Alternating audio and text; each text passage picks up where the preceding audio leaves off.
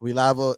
Oh yeah, I see that. I see that. All right, boom, shakalaka. Yeah, what's up? You already know the vibery. Uh-huh. Who run the city? Yes, Tea the time, big podcast. fan breezy. You Yup. already know the vibes. Yes, indeed. We got to get our shares going. Yeah, we back. Yeah, I mean, so we got a different song because Facebook been hating on me. You feel me? Facebook been hating on me. So right now, listen to Create the Wave, my bro Fluky, Pretty Boy Green. You already know the vibes. Yeah. It's just different. Yeah.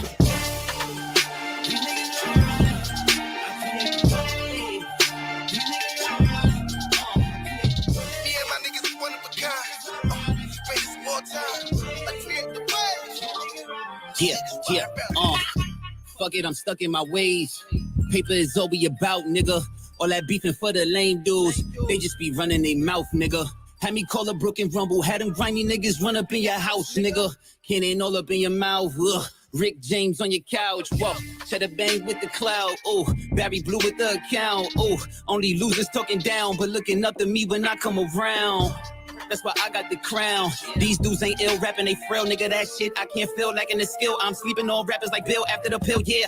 Fuck is on your mind, boy. Came back to put you niggas back in line, boy. Get a good looking niggas on your side, boy. Oh, bitch, niggas, whole click a bunch of tomboys. God, Staten Island, yeah, it's my boy. I ain't trying, I just do it on the side, spit a God. How y'all in the booth all day and still playing catch up? You ain't even got a job. Defeat these niggas in my leisure. Beastin', rest in peace when I'm on that feature. Beastin', he's rapping, immaculate, feed him. Niggas G'ing him if they saying they seeing him. See me and my niggas one of a kind. Probably why everybody be so mad at us all the time. I ain't aiming at nothing, I'm just detonating the bomb. It's a brand new line since we messing with niggas' mind. Fuck around and have a Billy in a Pico. Just a re-go for a grip. Leave a nigga stitch on the lead low. To me, you niggas is fruit of the loom. They keep it brief though.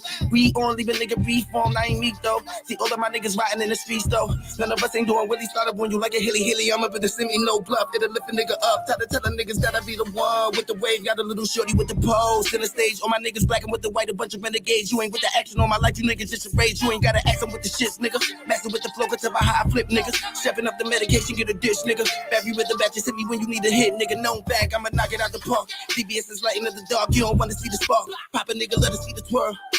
You can have the Allen, nigga, I'ma need the word. Known fact, I'ma knock it out the park. DBS is lighting up the dark, you don't wanna see the spark. Still gon' do it, give a fuck about who do it first. You can have the Allen, I'ma need the universe. I create the way.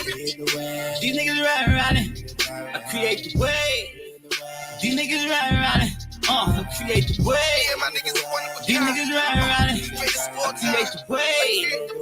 These niggas riding. Yeah. Fuck it, I'm stuck in my ways. Paper is all we about, nigga. All that beefing for the lame dudes. They just be running their mouth, nigga. Me and my niggas one of a kind. Greatest of all time. I create the way. These niggas riding around it.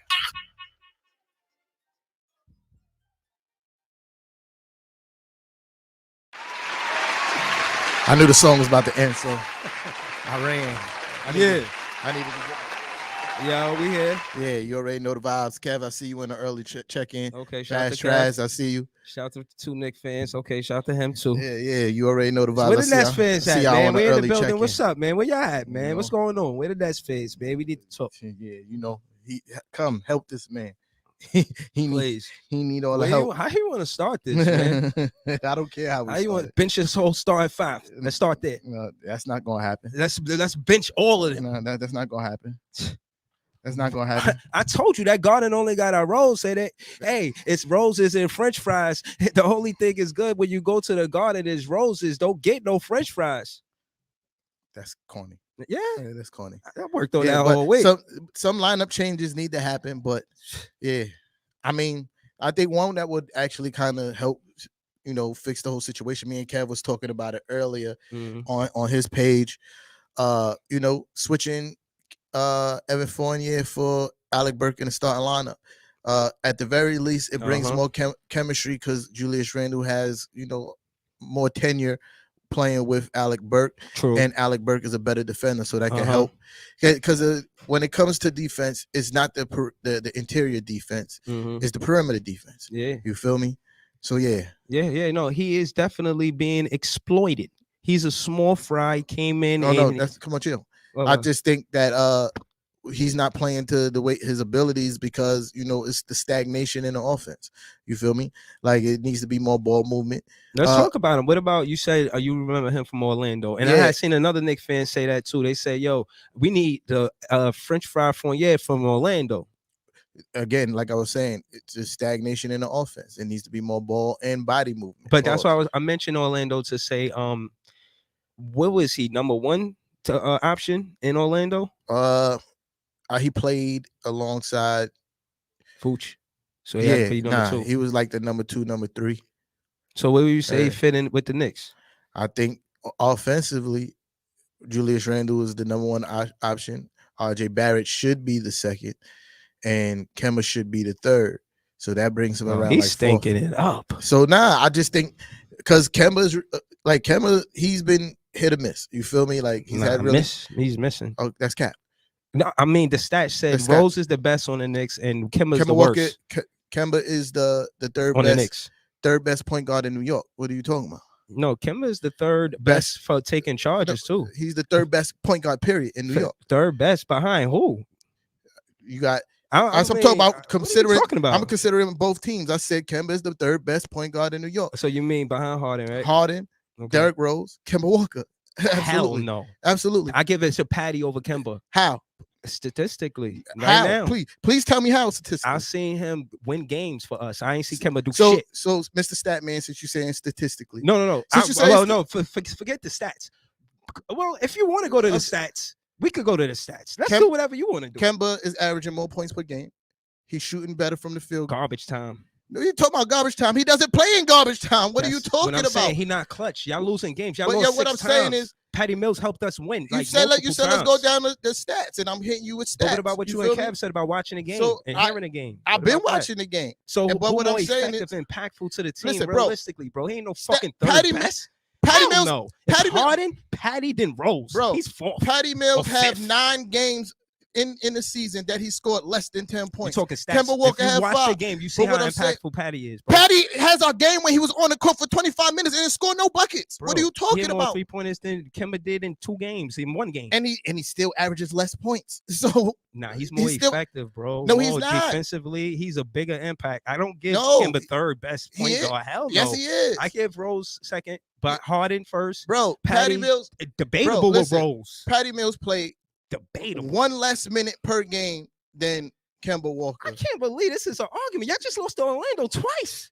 Bro, so what? Their point guard is like Cole Anthony. So look, but he can't beat them. Bro, Cole Anthony is actually a bucket. What are you talking about? Kemba though? Kemba, bro, it's not Kemba's fault while we lost. It's actually, Cole Anthony had a horrible game that game we lost. So what are you talking about? I think Kemba and Fournier is y'all downfall is what I'm Cole saying. Anthony didn't even have a good game. So what are you talking about? I'm so saying back that's to what my I was, point. My point is weak because of Kemba and Fournier. I know we're the offense is just not clicking. You feel me? Y'all getting smoked, bro. The offense is not clicking. I mean, you talking about people getting smoked, bro. Y'all haven't really beat any contenders. Y'all beat the teams. Look, which is important. Which is important. Which is important. You beating the teams that you supposed to beat. Yeah. Absolutely. Yeah, we play Orlando tonight. I make no excuses. We'll do what we supposed to do. I make no excuses for us losing those games, right? Okay. But what I'm saying is, y'all supposed to have championship ambitions. Yeah. Y'all 2-4 against teams over 500. Yeah. Y'all not beating no teams that are contenders. It won't be no crying. What you crying? I ain't making no excuses. Nah, I'm just letting you know. I don't glad care you if you said put the violin, but I'm keeping it a buck. Y'all not beating nobody that is actually contenders. Nah, you feel me? Cleveland. When you say contenders, I'm all right. Let me tell you my definition. Y'all haven't beat anybody who's over playoff team 500. We beat Cleveland, bro. I mean, you could say they was injured because they was. Yeah, that's 2 of your. They was. There's 2. But y'all lost 4 times versus 2 winning against teams over 500. Yeah, but I'm being all right. If we being transparent, and then you do a team that's actually a real super contender and showing that they smoked y'all. Yeah, but we was missing Joey. So hold on. All right, pull out the violin for yourself. All right, so hold on. So what I'm saying, you still had your 2 best players on the court, bro. What I'm saying is, if you watch the Brooklyn Nets and you see our win streak, you see how I win. It was like, and I'm gonna get through this quick. You know what I'm saying? We was 0-1, then we was 1-1. Then I think we was 2-1, and then we was 2-3. Then we went on a streak. You feel what I'm saying? We was like 4-3. Then we was 5-3, 6-3, and then we took like one loss, and then out of 10 games we were 8-2. Case in point is, I knew we were going to lose because we was missing Kyrie, and that was the significance. And Josiah and Sean Marks decided that he wouldn't practice with the team because we knew chemistry wise. Could you imagine the catastrophe of playing with Kyrie like on the road and then not having him? Like it would mess up everything. Bruce Brown wouldn't get as many touches, or minutes. Bembry wouldn't get as many touches. The attempts that Kyrie was shooting, I feel Patty Windmills, the people who adore him call him Patty Windmills.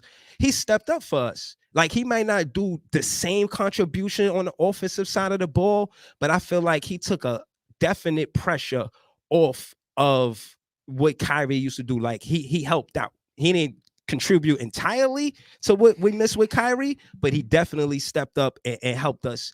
And he's part of the reason why we got one of the best benches, him and Aldridge, So I said that to say that our record is 11-5, and I respect it. I think we're supposed to win this game and be 12-5 after so this. So you still didn't say nothing about why your record is so bad against teams over 500.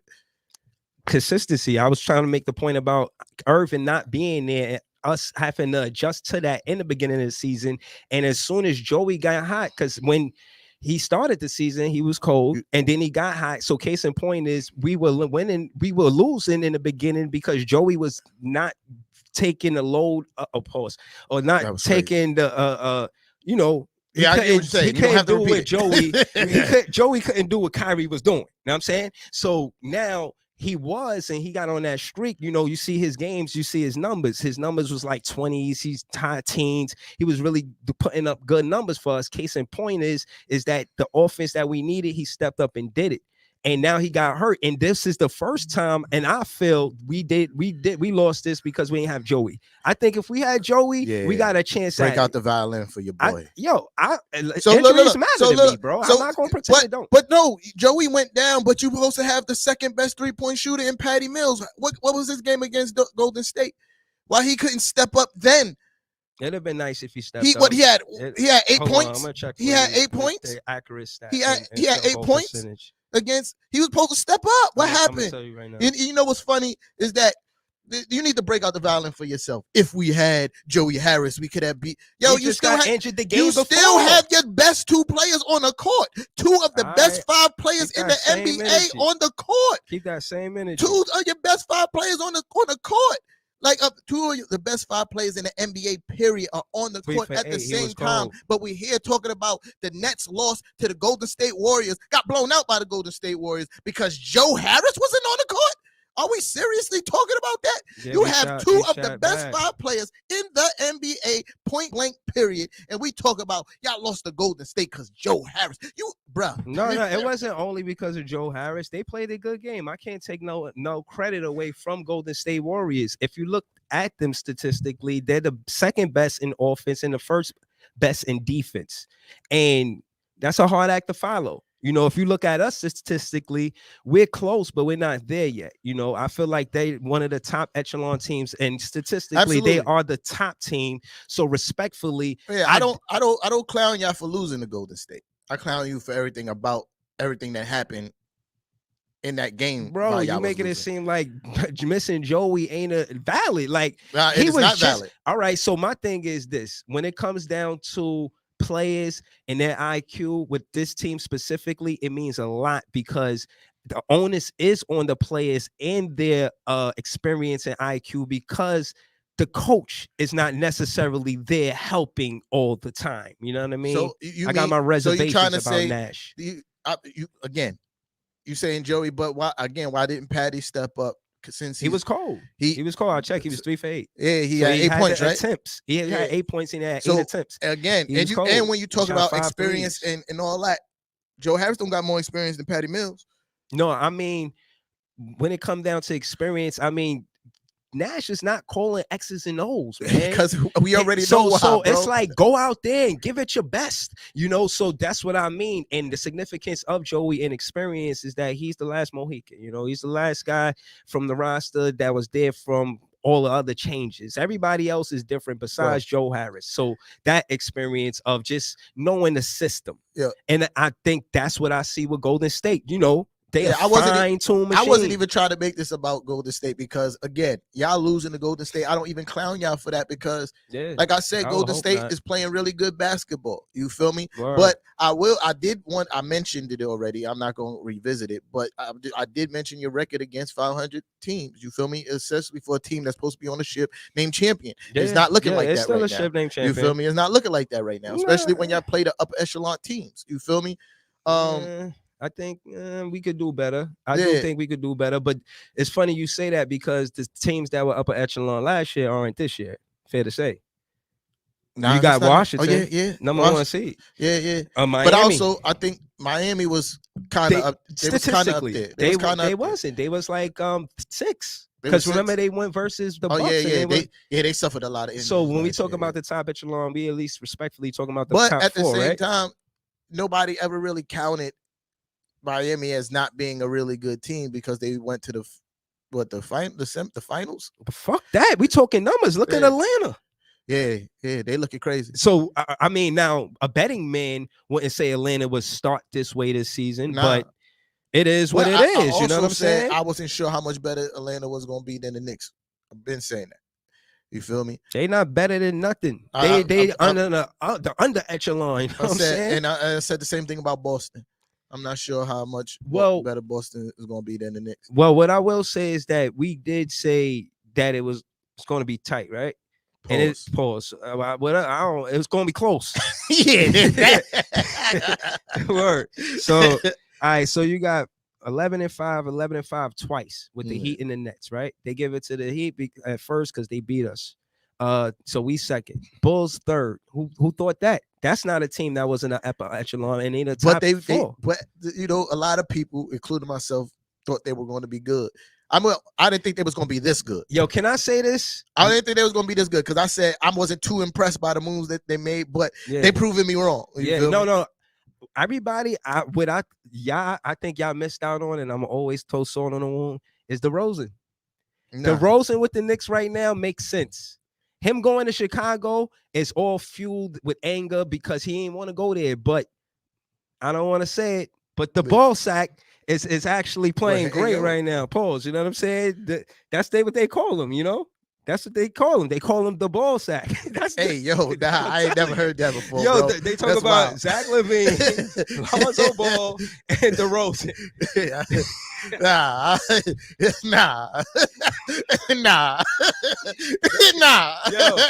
Yo, listen, they not Nets. Hey, yo, what the fuck? They are not Nets players. As Nets fans, we would never, ever coin the term the ball sack for none of our players. But I'm telling you, go Google it, go search it. Don't think that I just, in my spare time, I'll fucking pull this shit out of thin there because that's not what happened. You know what I'm saying? So, all right, so that being said, they the top 3 team. Then you got the Wizards that tied with them 10-5. And then 9-7, that's tied with the Hornets and the 76ers. Now we talk an upper echelon team. The 76ers was up there. They was number 1. Well, you know what I'm saying? They suffering from the same thing that y'all are missing Ben Simmons. Man. Our situations is different though. No, absolutely. I'm not saying it. I'm as far as player for player reasons, right? Mm-hmm. But the fact that y'all missing someone, essential to the ball club. Cavs. Then you got this after the Sixers, you got the Knicks in the 7th seed. I didn't see that, and then you got the Cavs in the 8th seed with 9-8.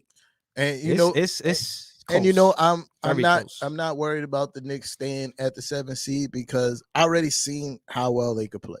Right, y'all play us now. If the playoffs started, y'all don't want the smoke. Absolutely, we do. No, absolutely, y'all don't want it with us right now. Hell no, absolutely, we hell do. No. I don't see how. If the playoffs started today, you confident y'all could beat us? Semi. Semi. Not as confident as I was in the beginning of the season. Oh yeah, you was real confident. But I'm confident enough to be like, yeah, we probably turn up against you guys. Yo, go watch the episode when the first episode when the season started, and watch how T-Town talking and when they 4-1. Yo, trust me, Yeah. It ain't the same song being sing right now. Because we lost a nah. lot of games, son. You feel me? Like, but I'm still very confident in my team. And I was just alluding to why I was confident until you kind of like, interjected. But I'm confident because one, I already seen how well my team could play in the beginning of the season, right? Mhm. We're going through a rough patch. Y'all went through y'all rough patch, right? Yeah. We're going through our rough patch now. You feel me? And last year we was 7-8 at this point. You feel me? Oh, I hope you took that. Why you didn't take it out when you was with Joey Harris? No. I'm not. I didn't pick it up for you. I'm about to say. Like this. I'm just the same thing, so, man. Take it so easy. because I'm about to say, like you was over here. If Joey Harris was playing, I'm like, where was the violin for that? I'm just But listening. anyway, I'm not. So Oh, man. yeah, we started the season last year 7-8. We 8-7 now. It's time for things will turn around. There's a lot of similarities to last year, what we're going through. RJ Barrett in the beginning of last season had a stretch where he shot 18% from three. You feel me? And he's going through a similar stretch right now.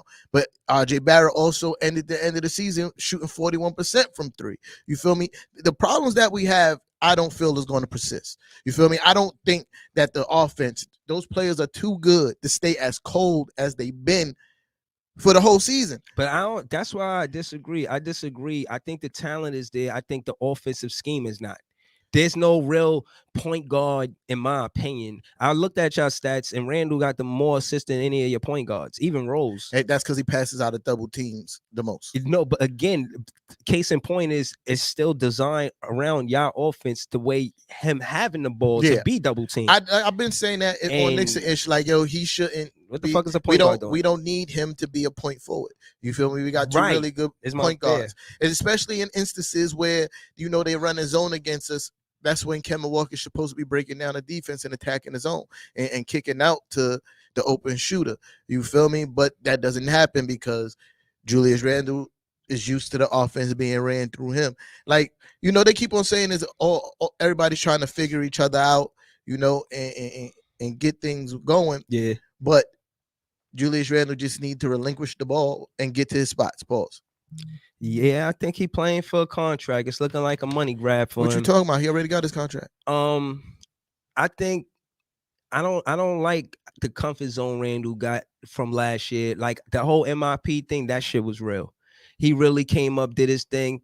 And this year, I feel like he's doing too much. He's trying to run the team when the point guard is like, I ain't gonna tell you, I feel like he's the leader of the team, but he's not supposed to be the point guard of the team. You understand what I'm saying? And absolutely, I agree. I agree with that. Be the leader, but you ain't the point guard. So in the last few games, you have to, like, the last few games, Kemba Walker has come out. Pause. Okay, he started the games very aggressive, scoring early and often. You feel me? Yeah. And then it goes back to reverting back to what it was. We'll stay in the games and get leads early because Kemba's being aggressive and then it go back to what it was. And another problem that we having is the third quarter droughts. I think Coach Tommy T need to bring the second unit in quicker in the third quarter. Mm-hmm. You feel me? He waits like last game. We was having a continued struggle that we've been having all season in the third quarter. And, we went on a 5-minute scoring drought, but instead of bringing the second unit in earlier, he waited until like 9 minutes after the quarter started to bring the second unit in. By this point, we already down by 10 points. Mm. You could have stemmed the tide early or even taken the lead. Yeah. Early in the third quarter by bringing in the second unit, have the first unit start the fourth quarter, see how well they're playing, and then you could probably bring the second unit in to close the game. Mm-hmm. You feel me? But that's adjustments he's going to have to make. I have faith that he will. I think he's just kind of like, yo, I don't want to pull a plug on this rotation yet. Yeah. But he's going to have to soon. Yeah. Again, I want my coach to have a set of brass balls, for lack of better words. You ever seen the movie when he's the coffee? He said you gotta get the coffee. Forget his name. I think Alec Baldwin, and he was like, closers get coffee. And long story short, I want to see courage from the coach. I want to from Tommy T. It'd be nice to see. I was, not really joking. Like, to make a point. Send your bench and play the bench. Yeah, you know, I remember you and Kev, y'all like to say, oh, our bench is better than your bench. Your bench is better than your starters. You know what I'm saying? Like our bench with Patty Mills and Aldridge, they carry a lot of the weight. You know, our bench is strong because of them two specifically. And Bembry, he stepped up like tonight because KD's not playing because he injured his shoulder, right? Or he's resting his shoulder. Bembry is playing, you know, so he's going to get those minutes. So I was starting 5 tonight was Patty Mills. Hold on, I'm sorry. It was Patty Mills, Harden, of course, Patty Mills, Harden, Brown, Bembry, and Griffin. You know what I'm saying? And that's dope to me. I feel like, yeah, let that happen, you know, mix things up a little bit and try to throw the rookies in there too, you know, shake things up. Don't burn out your veterans and then, okay, they're hurt, play the rookies. That's a recipe for disaster. If you want to prolong the health and longevity of the veterans, mix the rookies in there. When you see there's a lot of transition basketball and they running like the Golden State team, when I did my statistics, you know, I'm a stat guy. They're number 1 in the league. The number 1 team with the best record in the league are the best at getting the easy baskets. When you get the turnover, whether it be apple, blueberry, or strawberry turnover, they run down the floor and they get the easy baskets. That's basketball. Everything ain't gotta be a slam dunk or a fancy 3-pointer. Yeah. I think I agree, and I think that's why our second unit is so effective because they get up the court. Mm-hmm. You know, they get stops and they get up the court. Right, and that's what the first unit is not doing. You feel me? Like they'll get the rebound and then they'll jog the ball up the court. Yeah. Once the second unit they get the rebound, they out. You feel me? Like they hand the ball to either Quick or Rose, and we off to the races. Even Alec Burke, you feel me? They off to the races. Yeah, and I think that's what the first unit need to do more of because they have the athletes to be effective. You get Kemba Walker, Julius Randle, RJ Barrett, even Evan stepping behind the line or even finishing behind the rim is a threat in the open court. We have the athletes to be effective in the open floor in the first unit. And especially when you're struggling shooting the ball, you need to go to the basket and get easy baskets. And that's not what the first unit is doing. Yeah. And again, I think, Nash, you make it easy for your rookies when you just get them in there to run. You know that they gonna run. They young. They got young legs. They want to play. They got the energy. You send Cam to the G League. He scored 35 points in 35 minutes. What more you want him to do to earn playing time? Stop waiting for a veteran to get injured for him to get run. He did way more to earn playing time than wait for a player to get injured to get playing time. James Johnson had 8 boards the other night when we won it, and put him in the game, man. We need help with rebounding. When I looked at the stats, we're not doing great with rebounding. We got better with defense, and that's part of the reason of the 11 wins, but we got worse with rebounds, probably losing Jeff Green or somebody like that, right? And the reason why I say that is because every game, or almost every game, and y'all could correct me, I know y'all got cap checkers out there.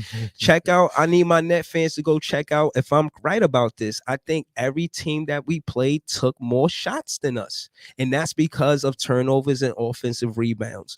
We've always given up more attempts, and yeah, we got KD and he's one of the most efficient shooters, so we might not need so many rebounds like a team, you know, that's not efficient as us, right? But rebounds count, and it's a part of the game, and James Johnson is helping us there. Millsap, he's out for personal reasons, but you know, I know he could help there too. And you know, I had put this post up earlier saying that KD need help, and it wasn't necessarily about baskets, but definitely about rebounding, because he's a rebounder for our team too. So when you look at KD, he doesn't just score the ball. You know, he's scoring, he's playing defense, he's rebounding, he's assisting.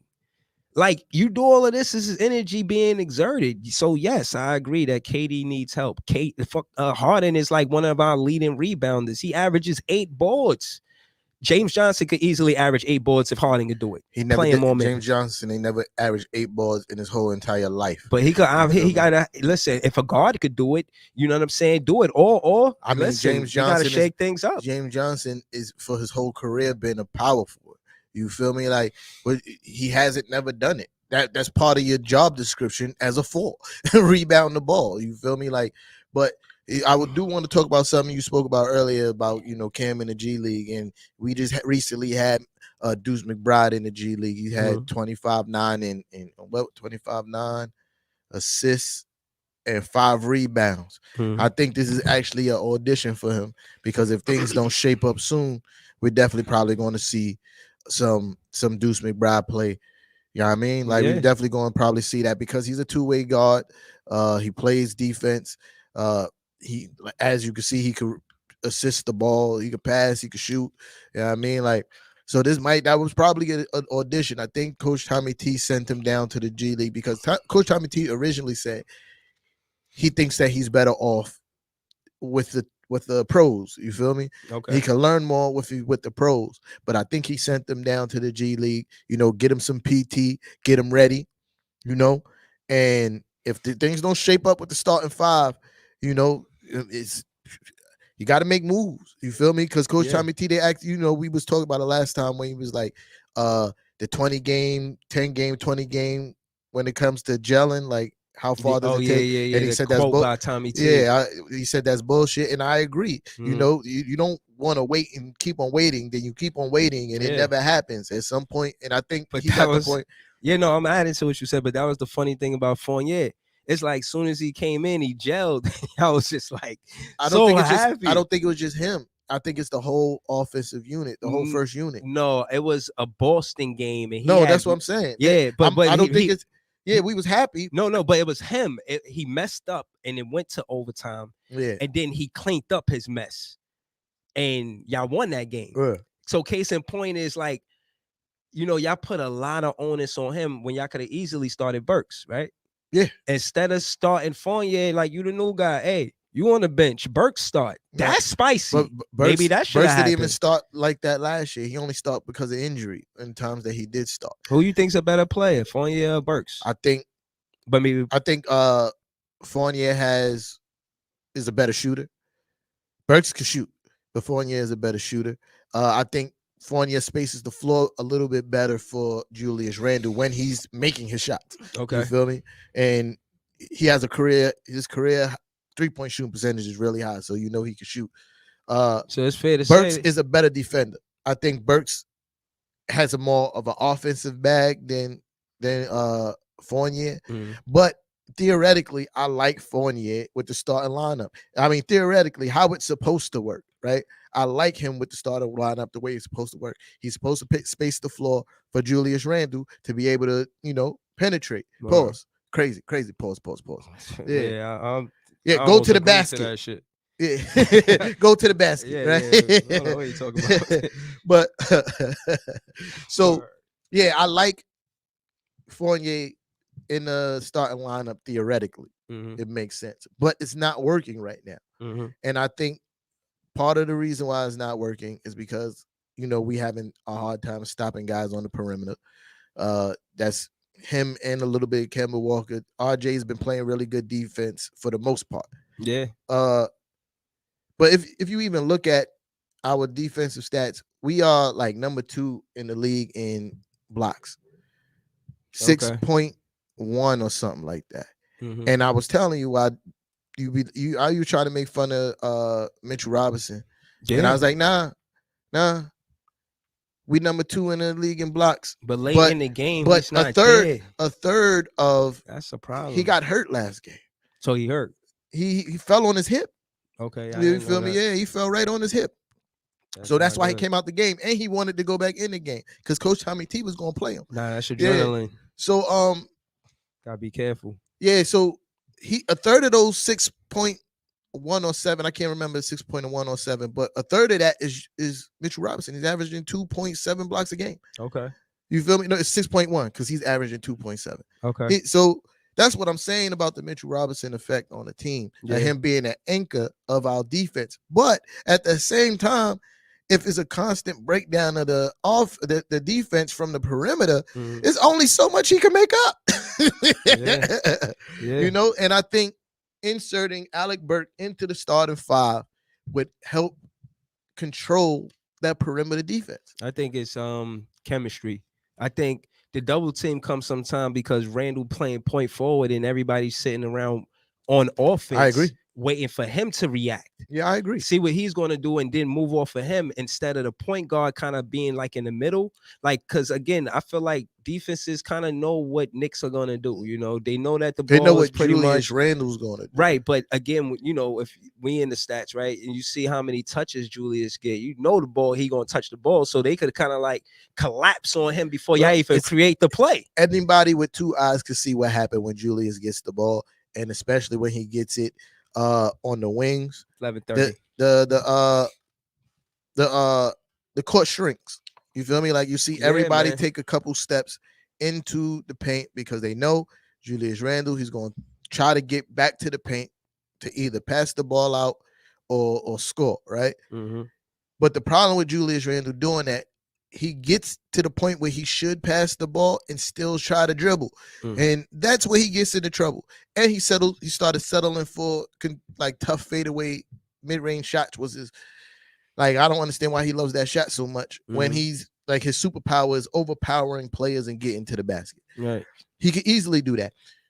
That's why I believe Kemba needs to bring the ball up more often because Kemba can consistently break down the defense.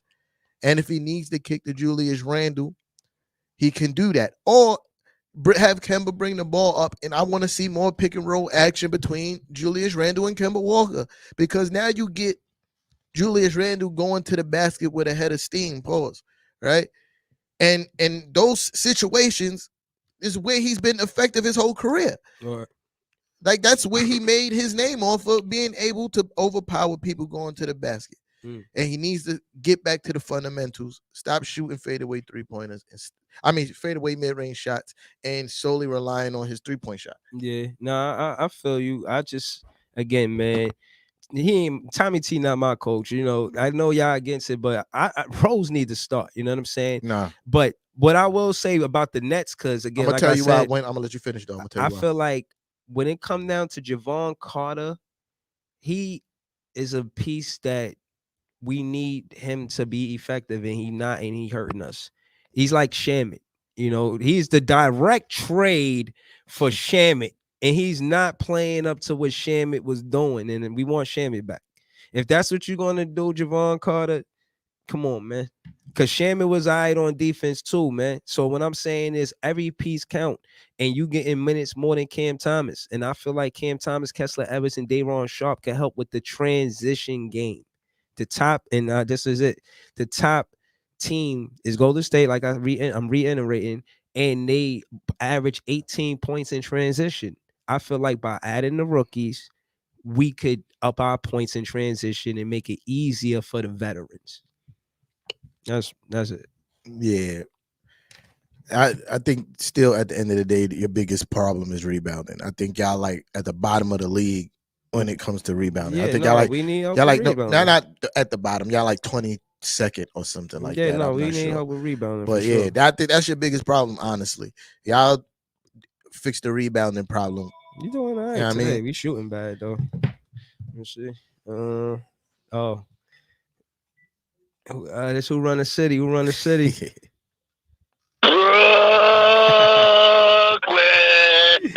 Yo, what This up, guy. Seth? This guy. How you, man? How you? I'm good. He was at that Golden State I know game. y'all. Nah, never that. He was at the Never Golden that. State game. He Never was. that. He was at the Golden Yo, State listen, game. was there? Yeah. man. Yo, you was at All who? the talk nothing about the teams right now. I just called. This call is about y'all, and I want everybody who listening right now to just listen to this, man. When y'all did the first raffle, you know what I'm saying? I won. I participated fair square. I bought tickets, man. And when I won, I had a little fear that, people might thought, because, I'm the uncle and all that it was set up. You know what I'm saying? And then the next week y'all did it, and no real participation on the raffle. You know what I'm saying? Right. And one cat bought a raffle, and he won, and y'all honored his ticket. So I just want to, I want people to put respect on your name, and I want them to know that these raffles is real. These cats, they got no sponsors. They going in their own pockets buying these tickets, man. Yeah. And if you know what I'm saying, y'all support the show, buy a raffle ticket next time they do it, man. And we become the community on here. So, you know, if you win or lose, you win, you win. You go into the game. If you lose, it's like we all chipped in to send one of us to a game to have a good time, man. Yeah, but it's real. Those rappers are real. There ain't no game. You know what I'm saying? So next time they do it, everybody support, man. You heard? Yeah. All right, man. Y'all get back to y'all. Yo, business, that was the best call ever. Yeah, nah, we appreciate it. We do, man, for real. Yo, Unc, I appreciate you, man. Real talk. That was right, a switch right there, man. Don't press the wrong button. All right, yeah, shout out to said Bam on the call up, man. I wanna, he said everything that needed to be said, but I want to reiterate the point that we are going in our own pockets to send you guys the games. Yeah, you man. feel me? We don't have no major sponsorship. Nobody from no team is giving us these tickets. We doing that to send y'all the games. You feel me? Like, that's how dope is that, right? That's facts, though. That's facts. It's your turn.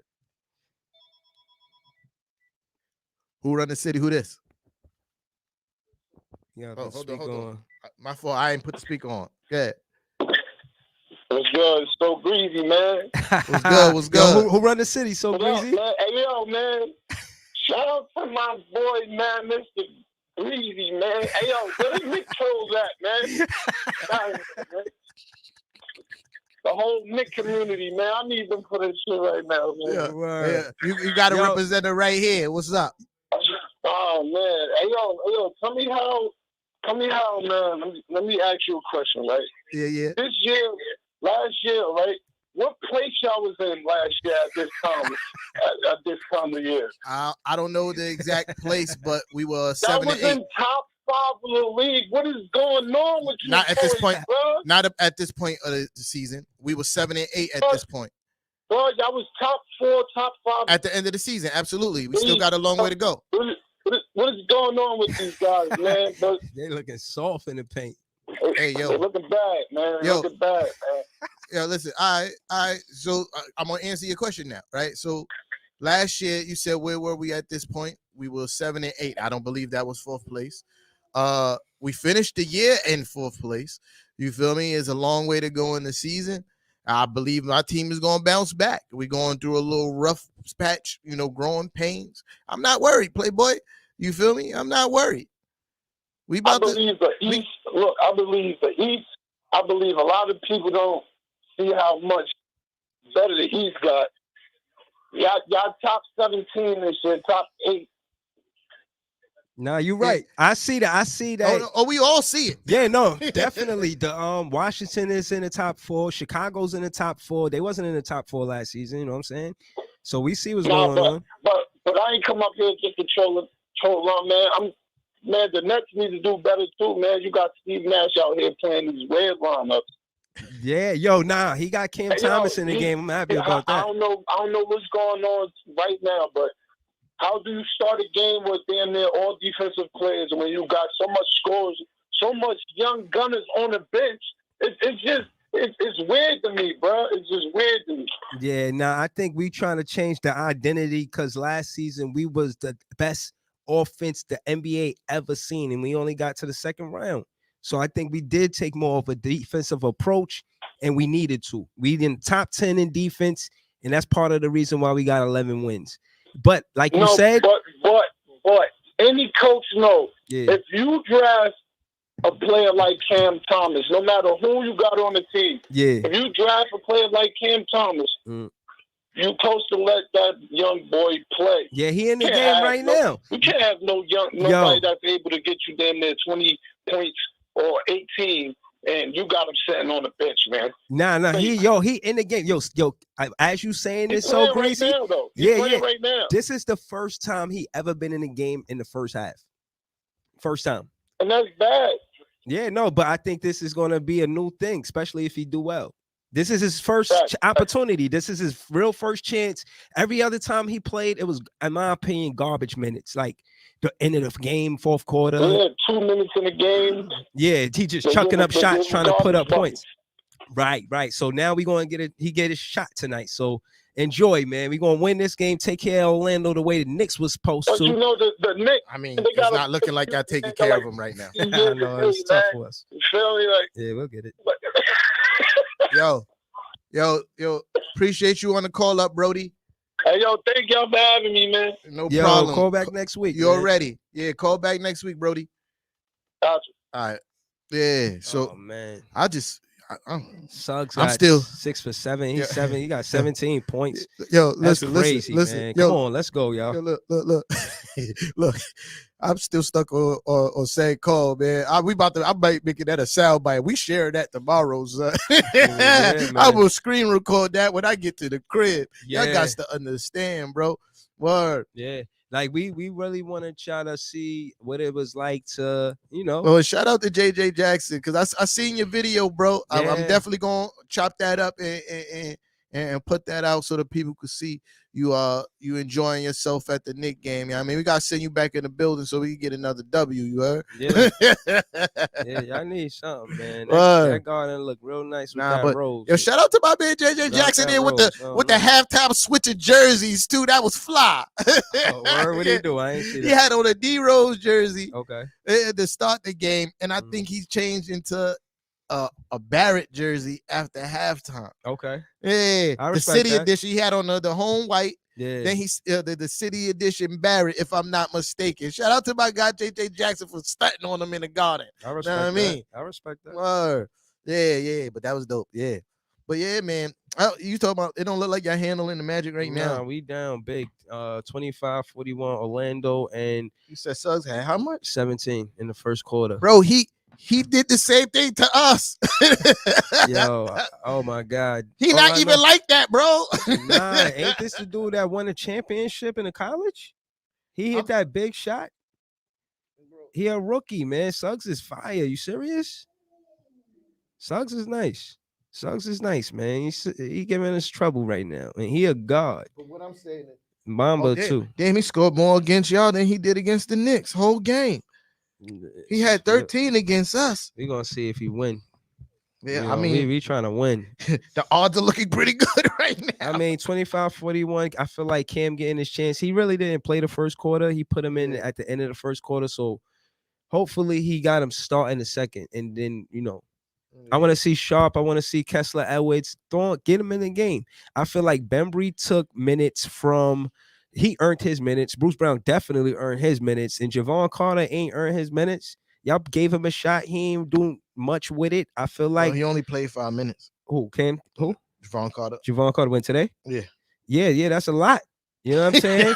when I look at his stats, I compared it to Cam Thomas, and Cam Thomas averaged like 1.3 points. He averaged like 2.8. Like he getting 14 minutes a game. Yeah. Javon Carter is averaging 14 minutes a game. Cam Thomas is averaging 2 points a game, and their stats are similar. I did tell you it was a reason why he was getting no PT in Phoenix. He been missing his cold, man. He missing that, and again, I'm not going to go all the way to the basket. It's a transition. I'm going to take the 3-pointer. I don't like those guys. You got to be Dan Marley or somebody hand on fire all the time. I think when you already got it going, you feel me? That's a good shot. Well, you're already hot. You're already hot. Yeah, that's a good shot. You know what I'm saying? But if not, let's go get them easy 2 points. Yeah, you feel man, me? go to the basket. Or draw a foul because one of the two. That's a win for us. Like, I think we lost how valuable putting the other team's players in foul trouble is. Mm-hmm. Like how valuable that is to get them off the court. Yeah. Yeah. No, I had seen that because I was kind of not scary, but I knew that Toronto could beat us if we ain't careful, right? Because they had just beat y'all. So I was like, yo, I know they come to play. And OG, I think he had a career high anyway. I knew when I looked and I seen it, I was relieved when I seen Siakam on the bench. I said, damn, why are you on the bench? He had 2 fouls. I said, yes. He was trying to guard KD. And that's their best player. Yeah. So, but, Harden get criticized for trying to do a lot of maneuvers to draw the foul, but sometimes he do get fouled. Absolutely. Like, I'll be seeing that shit. Absolutely. Like, I think that's everybody this year. That's everybody this year. Yeah. I watch the Knicks games. They be beating up on RJ Barrett and Julius Randle. Mm-hmm. Like, it is. I wouldn't say it's ridiculous, but sometimes I'm like, bro, you really got to call that though. I think you kind of see what happened is the Olympics, in my opinion, right? a lot. I don't know if you heard about the Yeah. report about how it's real physical over there, And it was making fun of how yeah, it's like touchy Yeah. over here, tappy, Yeah. tappy, touchy, and it was like, you know, over there is way more tough. I think Luca said something like that, like, yo, it's you harder know, to score. Over there. yeah, like, you know, that's why, you know, I guess our best defender is supposed to be Patrick Beverly, right? And he's like, this guy is too little.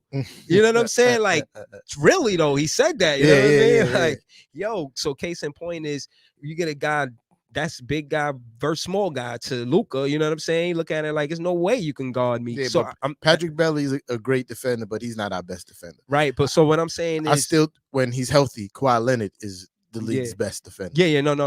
I'm saying that to say that Pat Beverly, he never played in the Olympics to my knowledge. So he don't even know what it's like to play Yeah, foreign. You know what absolutely. I mean? But Luca, on the other hand, he's played over there and So- he kind of brings that style. So what over Patrick here. Beverly calls physical, he's like, this is not really physical. Like, Right. this is funny. Right.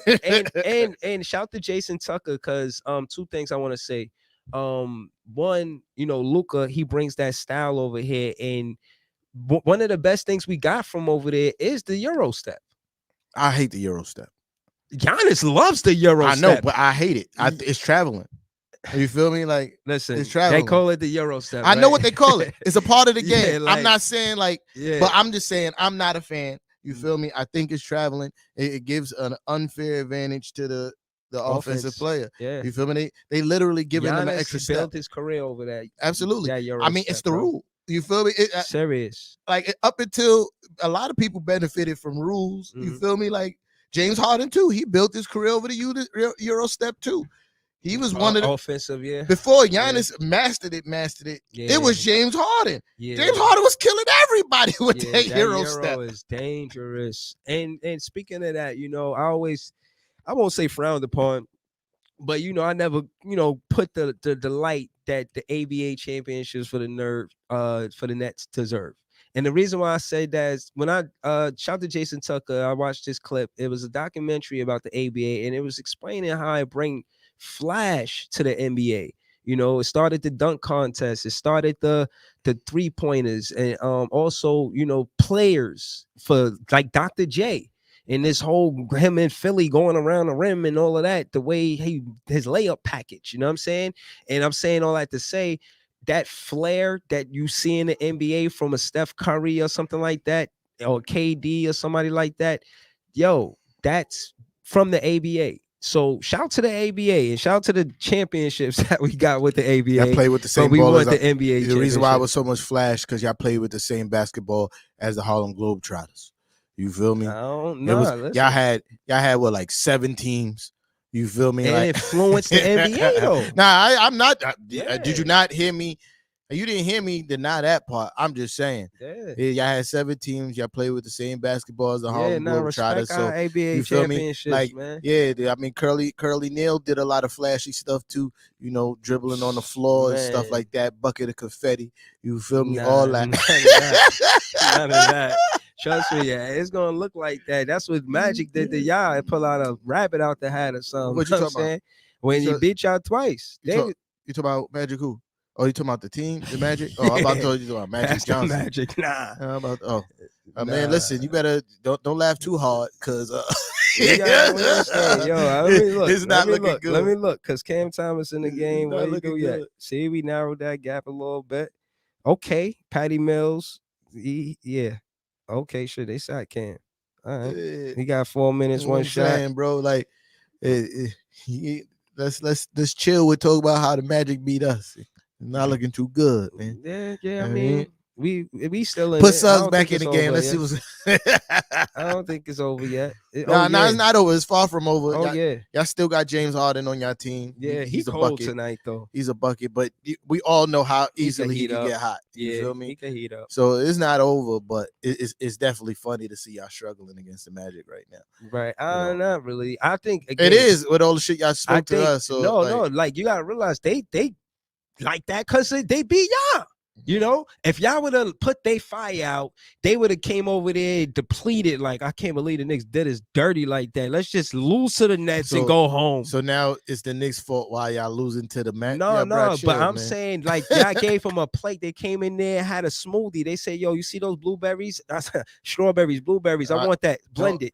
Make a smoothie for me. I'm in the garden. Bring it here. They didn't have an easy win. They had to earn that, Playboy. I ain't gonna lie. It was tight. It was a tight game. They had to earn that. Don't talk to us like. But what happened at the end? Because I can tell you exactly what happened. Tell me. I love this part. So, that's a fact. Fact check. Yeah, I mean, Uncle Sad just said Manu Ginobili was the first to master the Euro step. That's a fact. You got that, Sad. Yeah, you got that. Yeah, that's a fact.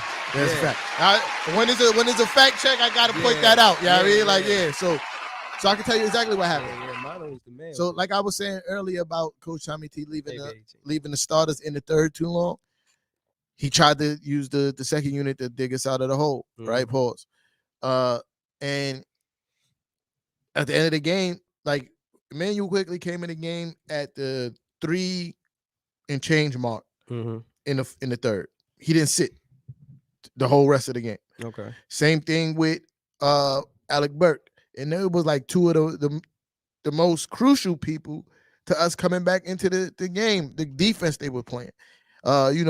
Quick is an underrated defender. He picks up guys, pause, 3/4 court most of the time. He might not be the strongest, but he's very, annoying with his defense. Okay. You feel me? And Alec Burke is playing really good defense at this point too, but at the end of the game, these guys played, like 15 straight minutes of basketball. You feel me? Like, so we ran out of gas at the end of that game. So, like, was it because we took the lead? Because you said he got hurt. A lot of it. That was no, not really, because we were just late on closing out on 3-point shooters. We were late, and that has to do the energy. That has a lot to do with tired legs. That leads to my point. I ain't running over there. Fuck that shit. That leads to my point of like in that game. If Coach Tommy T seen the first unit struggling earlier, especially if we go on a 5-minute drought in the middle of that quarter, you put the second unit in earlier to stem the tide. You don't wait till we go down 10 points to put them in, because now everybody who played basketball on that kind of level say, yo, when you're trying to come from behind, that takes a lot of energy. Yeah. You feel me? Yeah. So now you don't have no comfort zone. Everything got to go in and everything got to miss for them. There's a lot of adrenaline and all that stuff. Right. And sometimes adrenaline could zap you faster than running up and down the court. So you have all those things. And at the end, we just ran out of gas. We had the lead. We lost the lead because shots stopped falling, jump shots hitting the front of the rim. You know what I mean?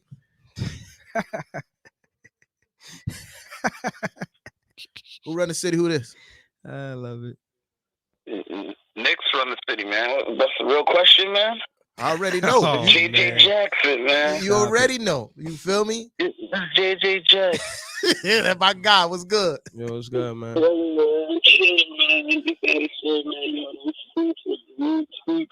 Yo, I can barely hear you, Brody. Word, man. Yo, you can hear me now? Yeah. Yeah, I said those seats were great seats, man. Shout out those to seats were great seats, man. I think was just straight loving that. I was just straight loving those seats, man.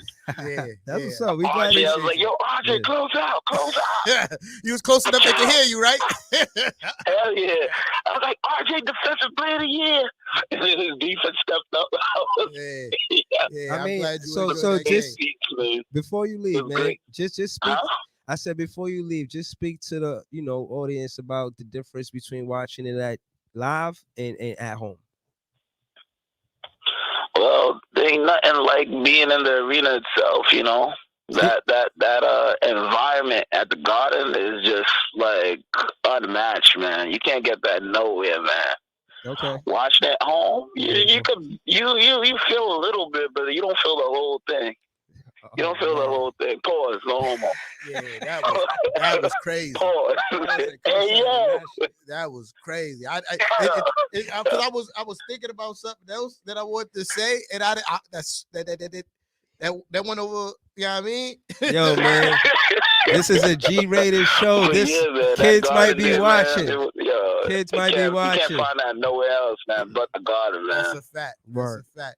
Well said. Yeah, but what brief you capping about today? That's the other line. Yo, I'm gonna take this next caller, Brody. All right, man. I appreciate you. All right, man. Later. Later. Yo, Fluke, let him know. Oh, he hung up. Yo, Hey, shout out to the Knicks fan that got hung up on right now. he hung up himself. All right. Oh, he hung up himself. I think he called it back. This is good. Yeah, he called it back. Oh, Yo, man. Fluke, man, let him know what it is, Fluke. Oh, damn, I was about to come in as somebody else. So I didn't know y'all niggas knew who I was going to be. Nah, that's call ID, son. Yeah. All right. Before you- Yeah, yo, I just called in to just let it be known that the last dude that just called was saying how it felt to be in the Knicks arena. Yeah. You could be in a fucking doctor's office and get more screams than you can in the Barclays Center. Let you know that straight up. That's messed up, man. I was trying to compliment your song. That's what I want. No. Listen. This is what happened with Kevin Durant is like The Rock coming into my house right now, and then all of my kids going, "Daddy, we missed you." This is what happened to y'all. Nah. Oh man. I gotta It was the talk to the most Knicks fans disrespectful after this. thing in the world, and you should be ashamed. You shouldn't even came in there, Big Friend Beasley with the Brooklyn Nets blog. You should have stayed your ass home today because of what y'all did. You should have just took this L because you knew it was coming. I don't even know how you thought to come in there today after what just happened. Nah, I know. I gotta face the music. You should have just had a moment of silence for your whole fandom. Nah, I gotta face the music, man. I gotta come up to work. Man. Yo, I got to. I was about to get around to asking him some questions about that, but yeah. How can you still be like, yo, if the Knicks was chanting for anybody else, that would really set me back. Like, I would just have to think about what I was doing. You know what I'm saying? Like, these are the people I want to roll with. You know what I'm saying? Like, because that's snitch activity. If you really want to think about it, it's definitely 6ix9ine culture going on. Y'all not Jay-Z, Biggie culture. Y'all very 6ix9ine. You know, y'all very 6ix9ine culture going on over there, Brooklyn. But that's all I had to say, man. Yo, good night. Yo, what up? We started the show with Create the Wave, son. Oh, dope shit. Hey, yo, another thing, I'm pissed off because I thought you wasn't, because I remember last time me and you talked, you said you wasn't gonna, you said you was thinking about not auctioning off no tickets no more. So that's the only reason why I didn't put in for that Nick raffle. When I heard this dude talk about how dope the tickets was, I was a little pissed off. Not gonna lie. My bad, bro. My bad, bro. Yeah. So next Nick raffle for Nick's tickets, let me know, man. I'm the first one. I'm gonna let you know the main reason why only still happened is because JJ Jackson entered the raffle. Like when I was saying we wasn't thinking about doing it. I'm not even mad that he got the tickets. Like that's a real Nick fan. When I was saying that we might not do it, we didn't have no turnout. You feel me? Yeah. So like when he entered the raffle, we decided to honor the tickets. You know what I mean? Yeah. That. Yo. Just consider that next time because I'm entering too. I bet. Say that. You already, yo, love y'all, man. But yo, fuck y'all as a Net fan. Out here, we here. All right, bro. All right. Bing bong. I got you, Fluke. You feel me? Nah, but real serious question, bro. Like, did you watch that game? I was at work. I was listening to it, but wait. I didn't listen to the MVP chants. Fortunately, I was working when that happened. Because when you found out it happened, how did it make you feel? I felt in the same night to know that Bembry got booed at the foul line and they chanted MVP for. How did that make you feel, man? I felt like it left a stain on our jacket. You know Absolutely, what I'm saying? right? I felt like I apologized to KD on behalf of the Barkley fans that night because he'd been playing at an MVP level since the season started. And out of respect, it was an MVP fight that night. And he, Curry was the better man that night. But But KD is still our hero because of how he played in the playoffs and how he's been playing in the beginning of the season. And I think as a fan, I honor that. So I don't care if he versus, Steph Curry or any other candidate. I'ma always root for KD, especially at the Barclays. Yeah, I just thought it was very disrespectful with the fact that KD is having an MVP caliber season, and he's on your team, and you guys are home, and you chanting MVP for another player while you have one of the MVP candidates on the court at the same time. It was they won Player of the Week this same week. All right, let's take this call. Who run the city? Who this? Yo, it's Frat Taz, Knicks run the city, man. Oh, yeah. You already know the Let's vibes. Bing bong. Ding bong. Ding dong. Yo, yeah, Breezy, you on the right subject because I came for you tonight. You on the right subject about the Golden State game. So let's go back. So now, Breezy, my question to you is: okay, do you feel, right? Do you, Big Cat Breezy, feel that the Nets offense has been somewhat exposed by the Golden State defense? The Golden State defense got the #1 ranked defense. I don't think they giving us a hard time is personal. Like, nah, the very next night we came out and we played well. But case in point is they do that to everybody. To answer your question specifically. No, I agree with you. I'm not going to say they're not third in the league of defense, first in the league of offense. Hell yeah, they're doing it to everybody. But my thing is this. No, but I don't even know if you watched that game, but I watched some of that game, especially that third quarter when Steph started taking over. Yeah. No, what I'm saying is y'all defense is very shaky in certain instances, man. Yeah. And they had the remedy for Durant. That double team shit, I'm telling you. Yeah. Yo, that double team shit could fuck any star up. And I'm not saying it just for Durant or Hart. That shit could fuck any star up if you got the right combination on defense, yo. Yeah, no, to add to what you said, Frash Cash, respectfully, I feel like it was not just MVP versus MVP, but it was Steve Nash versus Steve Kerr. And Steve Nash definitely got out coached. You know what I'm saying? And the only significance of me saying that is that, I see Steve Kerr mix his young guys up with his veterans.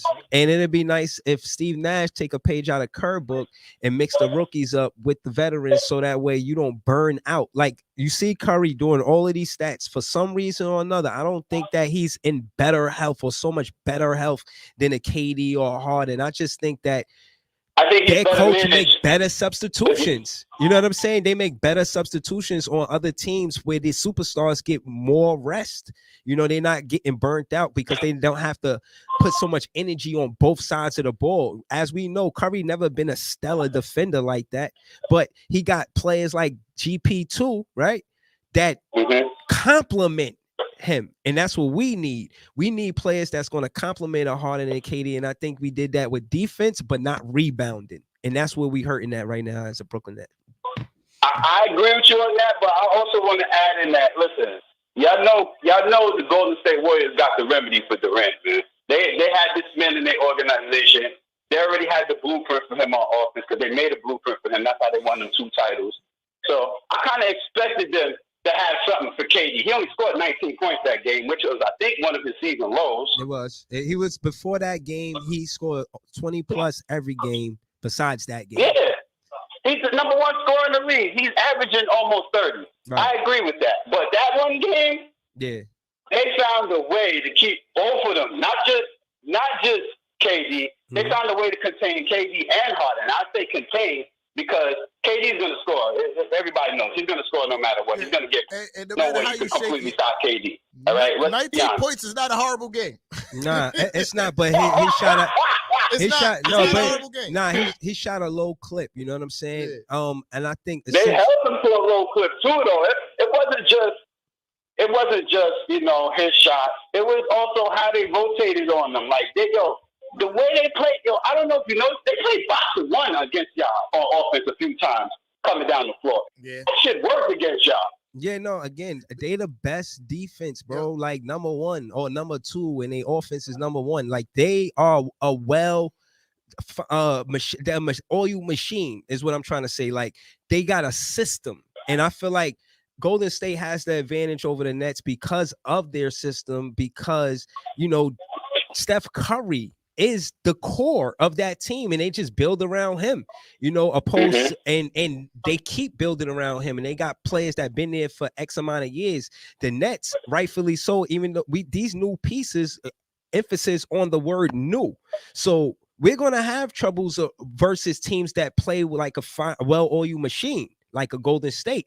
But teams like Orlando, even without KD, I expect us to win. I think Steve Nash, a night like tonight, has to make it work, man. You the coach. You got to make some X's and O's. You got to shake things up. We about to wrap up this call. Yo, Fraz, appreciate you on the call. Oh, yeah, yeah. Not a vibes, man. Right. Bing bong. I got you. Bing bong. I got you, bro. All right. All right, bro. One.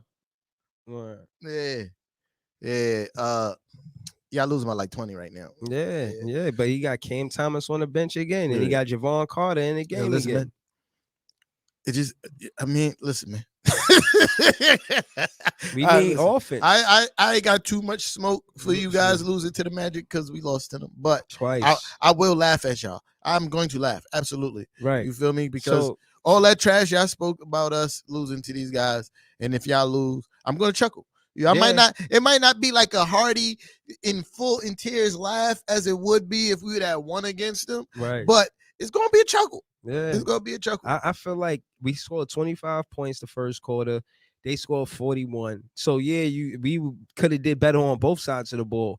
But the answer isn't just giving Harden more shots if he's cold. You know, he got 12 shots. Nobody got close to that. He's the point guard. He's 12 for what?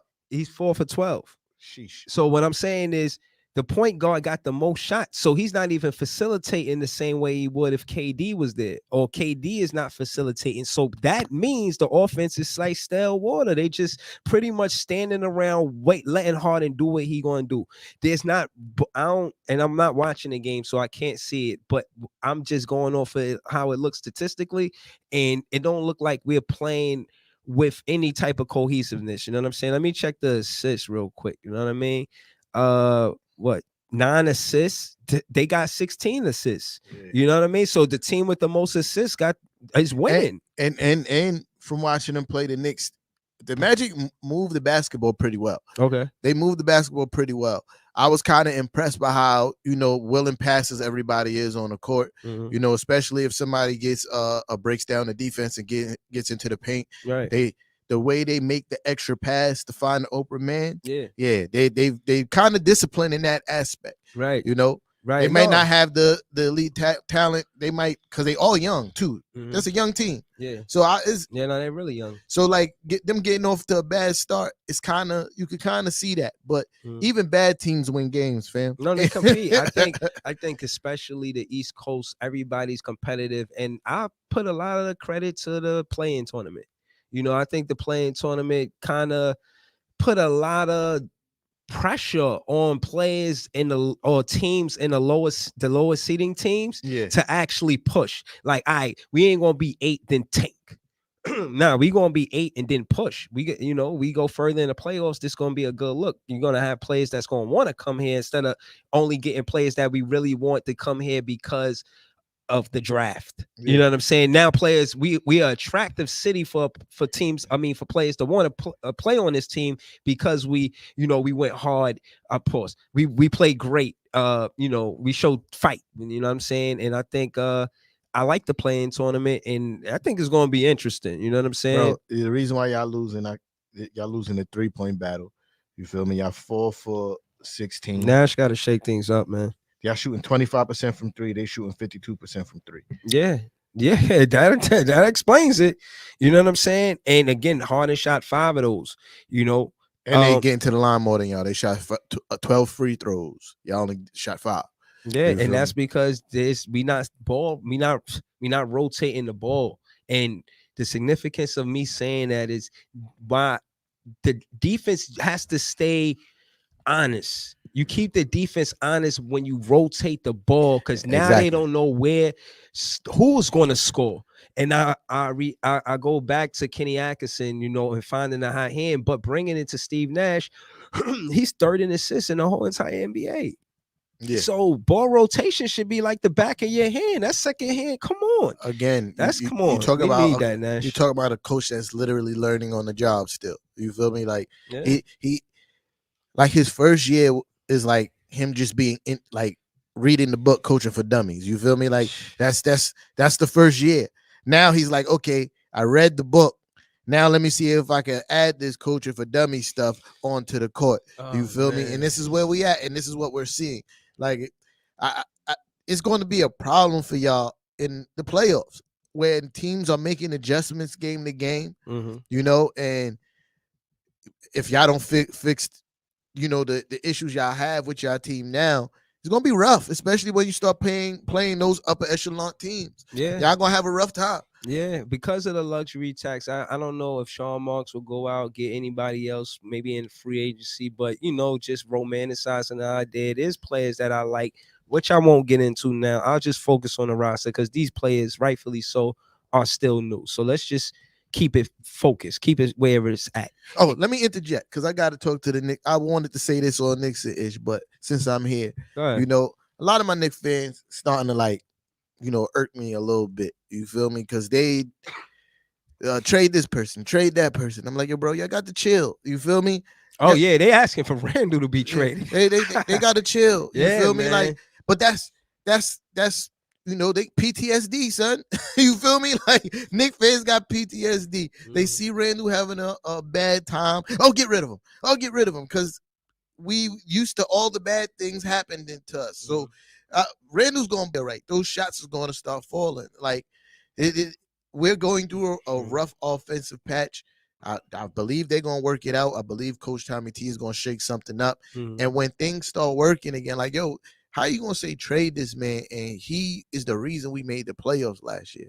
You feel me? Yeah. Like how dare you? Like so early in the season, you go, the guy that took us to the playoffs, the main reason why we were in the playoffs, trade him because he's having a bad stretch of games. Yeah, no, I could be finicky like that too. I was like that with Joe Harris, but emotionally, I was like that not because we missed the second round only, but because I was mad we missed Spencer, Dinwiddie, and Karras, and they was the core four, right? Case in point is that you can't always go out and get a trade to make your team better. You're gonna have to, in my opinion, the coach gonna have to start trusting these rookies, man. Let them try. So again, I think me and you, we agree on if they not playing, send them to the G League. Absolutely. I at least could see what they could do there, so they can argue their point. How you gonna still have the same comfort knowing that he just went to the G League and scored 35? Now you got to kind of look like like what he might. All right, he might be able to do something. Like that's how I feel about Deuce. When I saw the numbers that he put up in his first G League game, 25, 9, and 5, and he had 2 steals. You see what I'm saying? He might not score 25 in the NBA, but he could give us a good 10. That's what I was saying about Cam Thomas in the summer league. Like, rightfully so. I'm not saying that he's Kobe or AI. I'm not saying that. I'm saying when I contrast the numbers, and as far as earning playing time, I imagine that's what happens in the summer league in the preseason, and I think he did that. And not only him, Sharp and Kessler Edwards too. But you also got to think about it too. If Cam is on the court, that means Javon Carter not. Yeah, this is true. Let's be specific, man. Give Cam Thomas, Javon Carter minutes, or Kessler Edwards, or Day'Ron Sharp, because we could use the help with the rebounding. That's funny. I can help you with that. Yeah, I think there's definitely some shaking up that needs to be happening. I can see on both teams, especially with y'all with retrospect when it coming. When you talk about playing the better teams in the NBA, us when they talk about just consistent effort and energy, right? Like you can't only be ready to play when you play the best teams, because the bad teams are going to be ready to play you. And that's what we've been going through. Like the bad teams been ready to play us. So what's your record with teams above 500? 3-0. Man, you only played 3 of them. So it's like that's another thing too. I've seen that where you play to the competition, Yeah, and nah, that's not how it works. and that's what I was Yeah. alluding to. You feel me? Like Yeah. you have to be ready to play all the time. You feel me? And shout out to Coach Tommy T for taking onus on that. Mhm. He said, I'm gonna take the blame for that because that's my job to have these guys ready. I feel like we could do a better job of getting these guys ready to start these games. You feel me? And shout out to the coach. And I hope the players see that coaches, yo, listen, I'm out here taking the blame. And if you know anything Accountability, about man. and if you know anything about coaching and how finicky these owners are with coaches, it's kind of like him putting himself in front of the bus, like, yo, because the way coaches get fired in the NBA Right. is ridiculous. Nah, you feel yeah, me? but so that's again, I watched the post game interviews, and I'm not trying to complain about you, Steve Nash. Listen, I like you. I seen you with your family, a beautiful family. I'm pretty sure you're a nice guy. If I seen you somewhere, maybe Starbucks, and I said, yo, we might even like the same beverage, right? But that's not why I'm here. I'm here because I'm big fan Breezy, and I'm saying that you was a rookie once too, and somebody gave you a chance. You don't see no potential in Cam Thomas. You don't see no potential in Kessler Edwards or Dayron Sharp. And this again, I keep putting emphasis on not burning out these players, man. KD been averaging 20 plus since the beginning of the season. What's his minute per game? Like 35. Yeah, that's 38, something like that. High. You know what I'm saying? So it's like, all right, well, if you're not going to give them, you know what I mean, no time to get on the bench, then you got to realize then we're going to be prone to injury. 36.7. He's averaging almost 37 minutes a game. That's a lot of minutes. Yeah, so he's going to be prone to injury. Oh, no, excuse me. Sorry. That's his career. Mm-hmm. That's his career minutes per game. He's averaging about 35 minutes. You was right. Right. So, I mean, that's a lot of minutes. You know what I'm saying? Especially he's 33. Excuse me, yeah, around 32, 33. Yeah, that's a lot of minutes. And I'm saying that to say, okay, right? Rightfully so. We got 1, 2, hold on, give me a second. 3, 4. We got 5 guys, young guys, that you could put in there and run with. And then specifically, it's Nick Claxton, David Duke Jr., Kessler Edwards, Dayron Sharp, and Cam Thomas. You don't necessarily need to put them in there in the game at the same time, but mix them up so that way certain players that's veterans get to rest. KD need the rest, put Dayron Sharp in the game. Harden need the rest, put Cam Thomas in the game or Kessler Edwards in the game. Just mix them up. Put Patty next to Cam. Put Cam next to Harden. Mix it up. You know what I'm saying? Put Kessler and Patty. Mix it up. You don't stop now. You've been mixing it up all last season. Keep on going. You know what I mean? Don't get there and then look around like you don't know what's going on. Nah, start a little faster. Because we watching you, Nash. We seeing you mix up the rosters because Kyrie's not there and you trying to figure out what's going on now that you really got to do coaching, right? So, coach, if we got your back, you ain't going to get fired. Sean Marks put you there knowing that this was a risk. He might get fired. Yeah, but he still got the whole season to prove himself. Yeah. I doubt he get fired. Yeah, y'all not gonna play bad to the point where he is obvious that he need to get fired because y'all have, arguably the best player in the NBA right now. Yeah, and I'm saying arguably because Steph Curry showing that he still might be one of the best. Nah, definitely. They show. Definitely. And then you have a top 5 guy in James Harden. So there's no way in the world y'all play bad enough that, you'd be like the fire Steve Nash chance of starting the building. But nah, if y'all don't make a championship push, he's out of there. Yeah. I think obviously he's gonna be out of there. He might get a little leeway because Kyrie not playing. No leeway from me because at the end of the day, I feel like Cam Thomas, again, you're gonna burn out your veterans if you don't play your rookies. That's the long and short of what I'm trying to get at. Play your rookie. Pause. You mix it up. You gotta think for the long run. Every time we lose or win, I hear the post-game interviews and collectively they saying it's the beginning of the season. And rightfully so it is. We ain't even at the 20th game. We talking about an 82 game season. Facts. So they are correct in that. You know what I'm saying? But at the end of the day, 35 minutes a game is 35 minutes a game. Ain't no way around that. And if you're going to make them do that, at least let it be spurts. I would like to see it go from 35 minutes to 28 to 30. Give them a little bit of extra time. And the only way you do that is by knowing how to coach the situation. Yeah. You know what I'm saying? He has to, when it's like, okay, let's keep that the example of 10 points, right? Yeah. When it's, if we up by 10 points, throw the rookies in there. See if they can hold the lead and at least let the veterans rest up until the game is tied or we only up by like 2 baskets or something like that. You know what I'm I saying? had a similar theory about the Knicks' third quarter problems, right? Mhm. I know it's not going to happen. But I was like, yo, being that, the second unit has been playing really well and they've been getting us back into these games with tremendous efficiency. Like we go down, the reason why these games are close is because of the second unit. Mhm. Why not start the second unit coming out the third? Word. And then you can sub in the starters to close out the third, early fourth, and you have the second unit close out these games until the starting five start to gel. If you could make your starting 5, who would you start? Theoretically, I like the starting 5. It's just not gelling as quick as I would like it. Okay. Theoretically, I like it because you got Derrick Rose absolutely need to stay with the second unit. He's the X factor for us coming off the bench. He's the captain of the second unit. Yo, when I listen to the games, it's Rose did it again. Bro, he do everything for y'all. Rose pass it to RJ, slams it. Did you see how he made that pass to RJ? I'm like, he does everything. He even stepped up his defense this year. He catching blocks like D Wade at the guard position, sir. Right.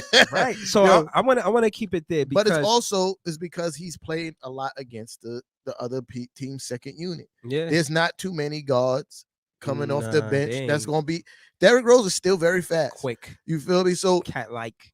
It's important for him to stay in the second unit because this is why Obi is being effective. This is why Quickly is being effective. Quickly is going to be something special. I think he's going to be the next Lou Williams. You feel me? Okay. I think he's going to be the next lemon pepper. Lou. I hear him too. When I listen to the games Quickly, he's again, but you don't want to hear, Quickly, he just got it down, narrowed it down to 2. But now, if he playing y'all at a disadvantage. But now, if you ask me realistically, considering all the facts, should Quickly start?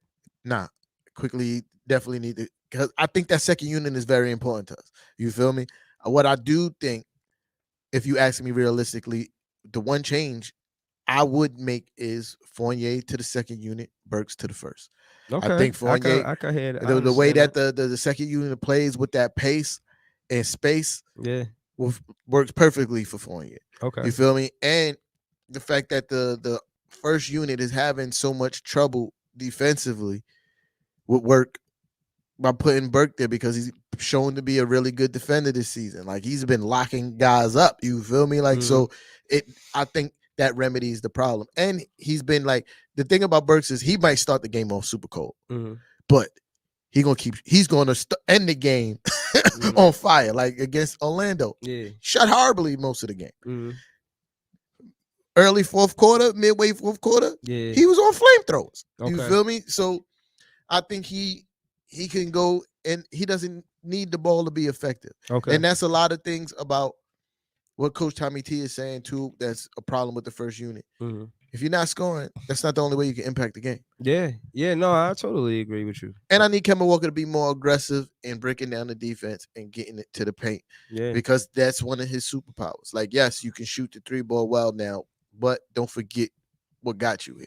Right. But again, I don't want to keep talking about the Knicks because I wanted to say something about the Nets. But, I think I made my point about the Knicks. But to not miss my point about the Nets, I feel like the mix-up is important. And I want to start by saying I would like to see the starting 5 when we healthy. You know what I'm saying? It's different. Like, so I'll just go for what's happening right now. Put Blake at center because that's all we got, right? Put Bruce Brown next to him. You go see right there. right there, I want to put Kessler Edwards right there. I would start Kessler Edwards over Bembry because I want Bembry in the second unit. Put Cam Thomas. No, I don't want two rookies at the same time. I wouldn't do that. Matter of fact, I will put Bruce Brown, Bembry at 3, put Cam Thomas at 1, and James Harden at 2. I wouldn't start Patty Mills next to Harden like we did tonight, so that Patty Mills can run the second unit. Make sure Patty Mills run the second unit and always have him on the floor with Aldridge at the same time for chemistry. So we can have an inside-outside attack on offense in the second unit. That's important. They are carrying our second unit with Patty Windmills in LA with LaMarcus Aldridge. So yeah, I want to see that mix up. I want to see Kessler Edwards in the second unit running with a Patty Mills. I want to see Sharp next to Aldridge. You know what I'm saying? Put Sharp and Aldridge next to each other. This is a rookie and a veteran. That could work. You know, Kessler at 3. You know, who had 2? Javon Carter had 2. Put him next to Patty. You know, because he could try to break down the defense and look for Patty on the wing, or they could vice versa, where Patty's breaking down the defense, looking for Javon Carter on the wing. But again, this all starts with Nash having confidence in the young guys to see what they can do. You know what I'm saying? Because without KD there, you can't look at it like, oh, all right, well, we're going to lose this because KD not here. That's not the plan, Nash. You got to coach. I don't know what I don't know what Sean Mark's seen in you, bro. But you here, and we're gonna respect you, and we just want you to do more coaching. They narrowed the lead to 9. We down by 9 now, so we still in this. You know, I just want to just say, I told you when you signed him. I told you. Yeah, man. I told you it's going to become a point where he's actually going to have to coach, and he can't rely on KD and Kyrie to save him. You feel me? That's true. And it's happening, and we're watching it in real time.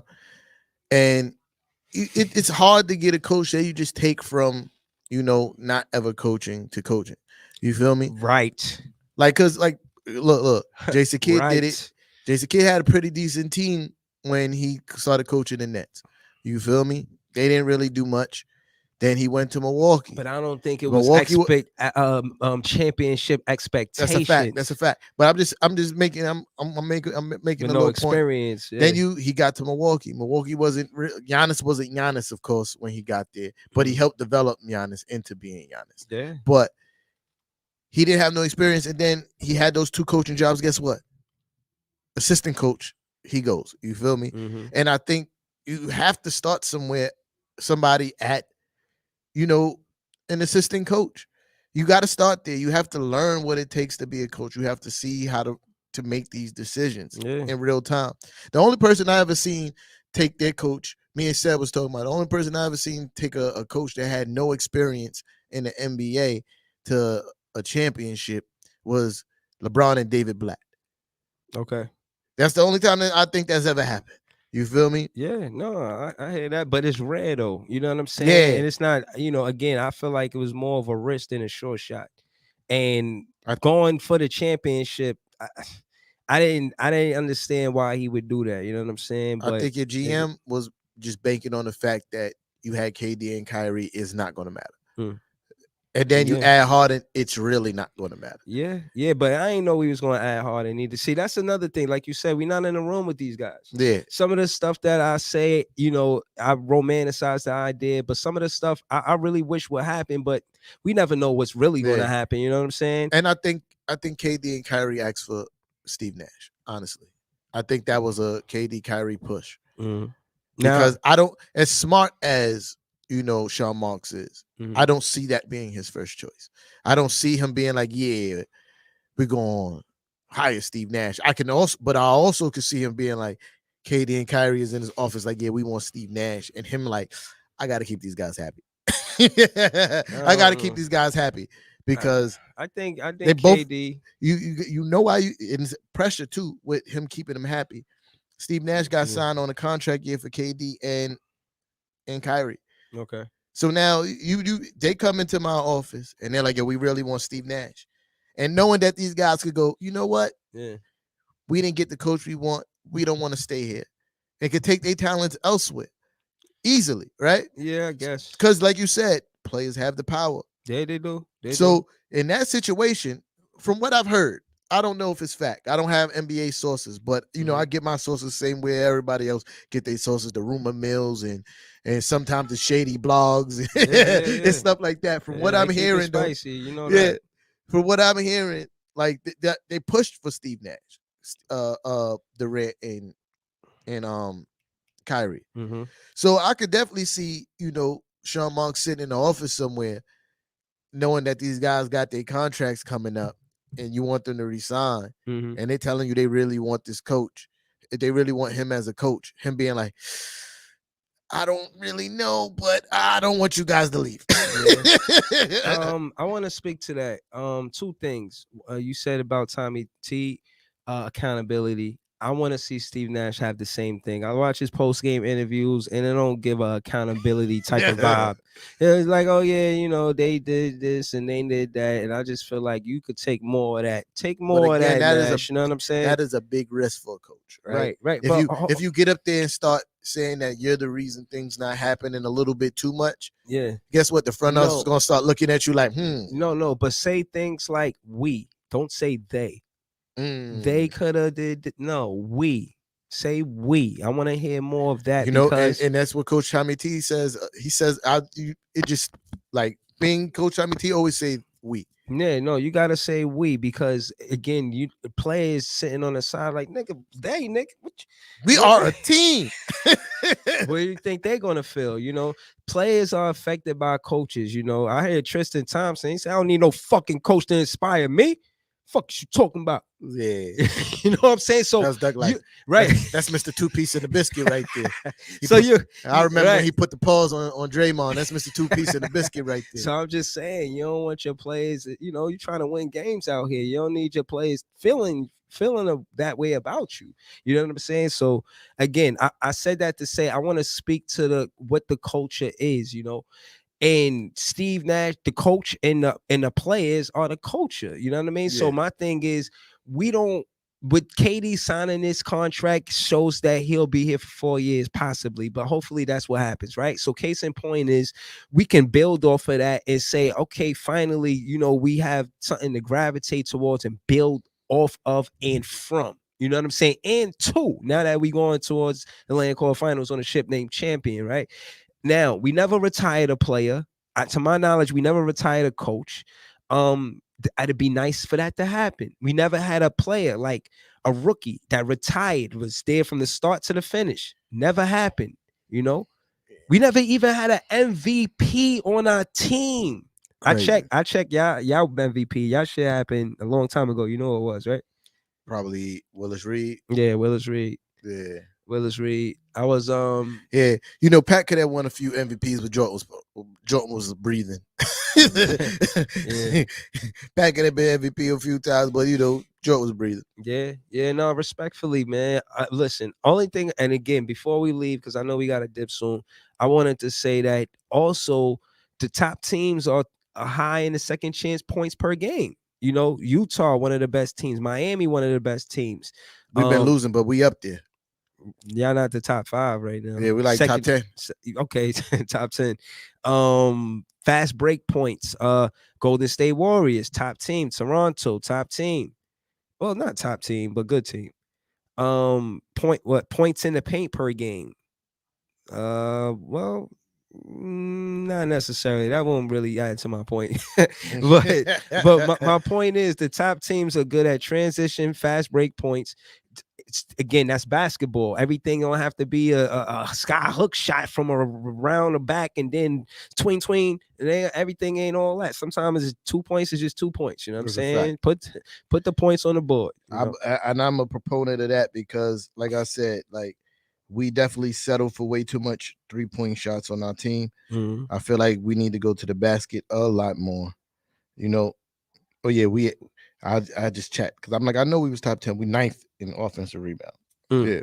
But anyway, yeah, we need to go to the basket a lot more because, like, again, we have the athletes to do it. But I can also see why players are shying away from going to the hoop because the refs ain't calling fouls the way they used to. You feel me? Like people are really getting hit and thrown to the ground with no foul calls. So I could see why players is like, I'm trying to stay healthy. Yeah, no, I agree with that. And I think the rule change with them, I think not it's too making it so drastic. physical, do extend the careers of players. You know what I'm Yeah, saying? and I think it was the change was just too drastic. Yeah. The switch Harden to is getting to the line now. because he's smart and he know how to play basketball. Yeah. The switch that went from what it was last year, from what it was in previous years, was gradual. You feel me?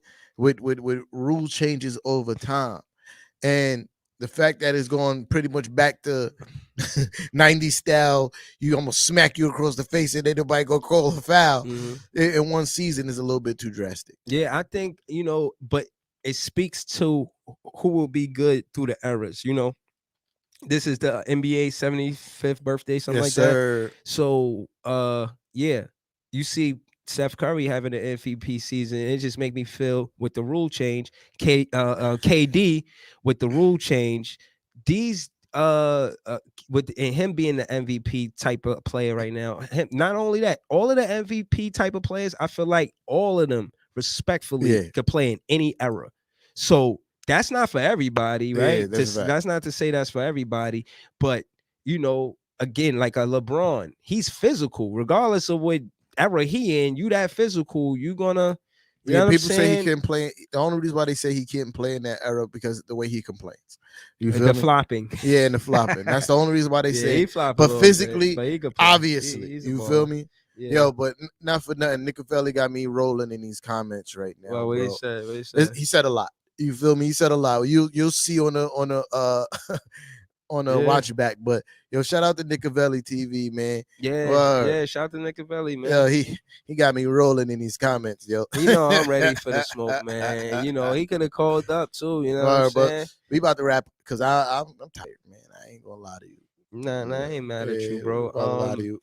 Well, it's a 3-point game. Hopefully, I get home to. I should.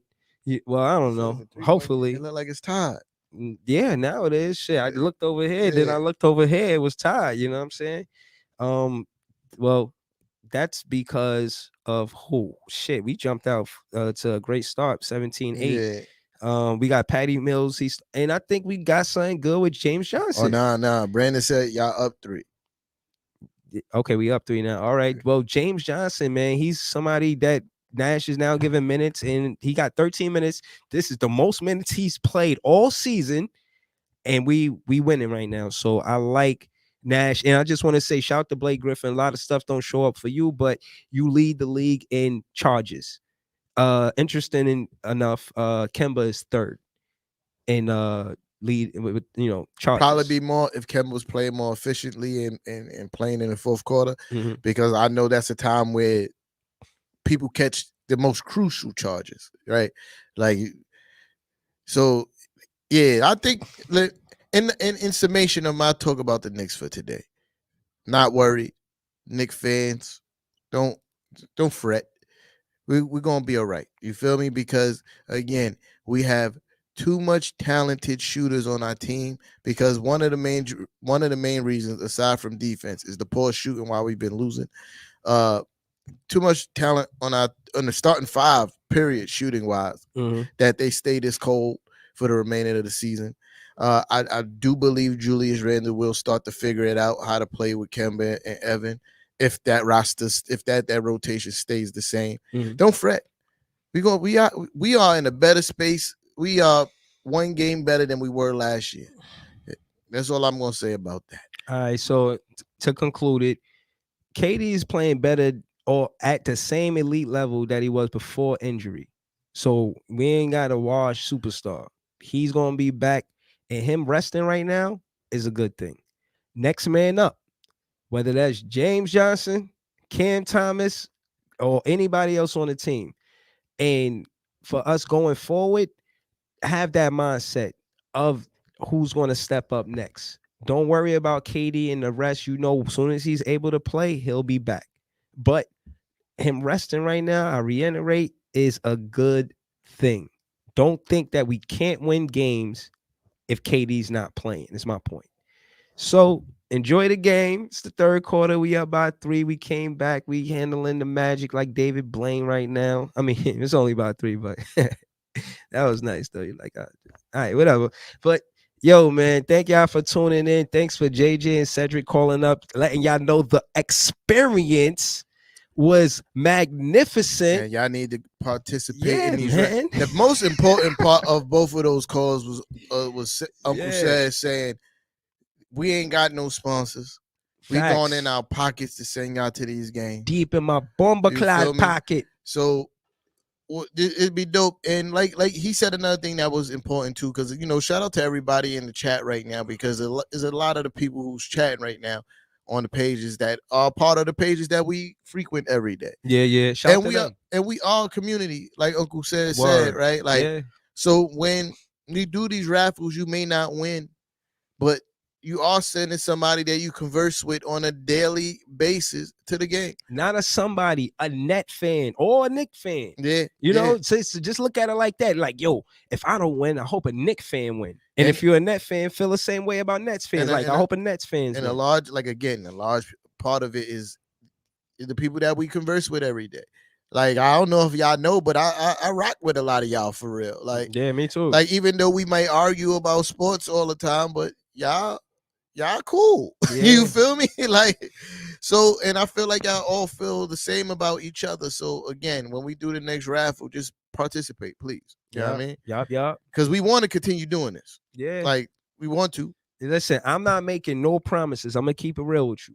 I'm trying to get that raffle, this next one for the Knicks tickets, but I'm letting you know, based on what happened these first 2 games, it only from now on is going to be Knicks tickets. You know, I'll try to, if I can't get it this game, I'll do my very best to make sure y'all get next game. We for sure, me and T-Time, we will for sure do our best to make sure y'all at one of those games. You know what I'm saying? Absolutely, all day in America. Yeah. You know what I mean? Yeah. Yo, but shout out to everybody on the pull up. If you didn't already, press share. If you didn't already, subscribe to the YouTube. Is the Who Run KvN, Who Run the City. You feel me? That's kind of important. Yep. You know what I mean? And sharing what he said. I'm just saying it again because that's how relevant we need y'all to share. Also, we are like, if y'all go follow the IG too, that'll be dope. You know what I mean? Yeah. Is Who Run the City. Just that simple. You know what I mean? And also, which is another thing that's super important, download the Reflex Radio app. You feel me? That's where we at right now. We at Reflex Radio. If you can't watch us, you feel me? You at work or something, you can have us in your pocket with a little earpiece or something. You can do that by watching, listening to us on the Reflex Radio app. It's on the Google Play Store and whatever store you iPhone users use. I don't know because iPhones are trash. But anyway, you can still listen to us there. You feel me? Yeah. Holla at us, man. And we do merch too, so y'all can email us about that. Word. We could definitely, we can get you some Who Run the City. You see, he got his Nixon-ish hoodie. I got on my Brooklyn Big Fan Breezy Nets hoodie. You know, this is our merch. You know, if you want a hoodie, you can holla at us specifically. You know what I'm saying? Absolutely. All day in America. If you want me to wear your merch, that's cool.